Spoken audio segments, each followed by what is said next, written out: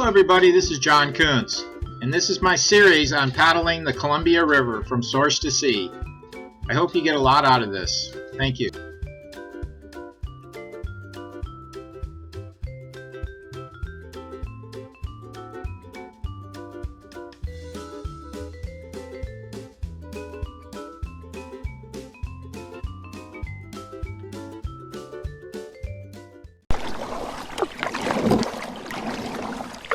Hey everybody, it's John. I'm up here on the Columbia River, just past Blanket Creek Provincial Park, and I'm on Arrow Lake.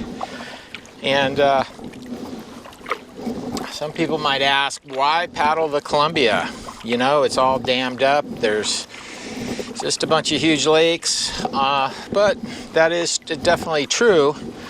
But there's so much to see here, so much spectacular beauty. You're surrounded by mountains. The touring part of it is fantastic. Even though there may be a road nearby, that road's very slightly used. Rarely hear it, and it feels more like a wilderness trip than it does, you know, sort of a more tame trip. And of course you have all the animals out here, cougars and bears and elk and moose. So you know, there's so much to see and do here, and the conditions are just beautiful. When the water's low in these lakes, there's lots of camping areas. There's lots of little shelves you can camp on. So I've never had a problem finding a place to camp here. The 2+ years I've been out here, I've actually never seen another touring kayaker out here.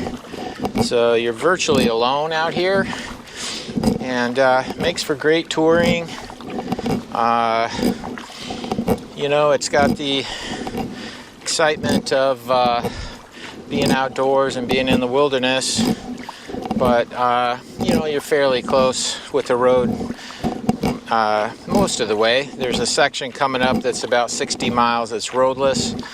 And I just went through what's called the Big Bend, which is Lake Kinbasket and Lake Revelstoke. So, pretty interesting terrain. And I would highly recommend paddling out here.